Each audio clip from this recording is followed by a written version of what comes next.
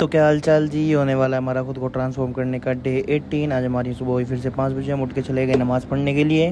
वहाँ से आके हमने अपनी पहली मील ली जिसमें ऑमलेट और ओट्स है। और उसके बाद हम चले गए सिमटा के अपनी दुकान के लिए। दुकान पे जाके दोपहर के टाइम इसके साथ बैठ के और फिर अपने तीसरे प्राणी को उठा के हम चल दिए जुमा पढ़ने के लिए। जुमा पढ़ के आके हमने अपनी दूसरी मील ली जिसमें बॉयल सब्जियाँ चिकन थे। उसके बाद हम शाम को चले गए अपनी जिम के लिए। जिम में जाके आज हमने सबसे पहले भी बैक की रोइंग मशीन सिंगल हैंड। फिर उसके बाद हम चले गए बाइसेप की मशीन जिसमें हमने बाइसेप कर्ल किए। फिर उसके बाद हमने की हैमर रोप से। फिर उसके बाद हमने की ट्राइसेप की एक्सरसाइज जिसमें हमने सबसे पहले की रोप पुश डाउन। फिर उसके बाद की हमने single hand rope pull up.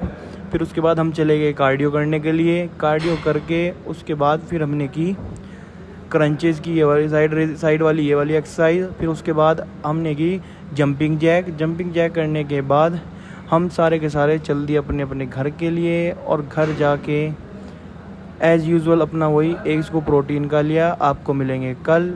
Like and subscribe.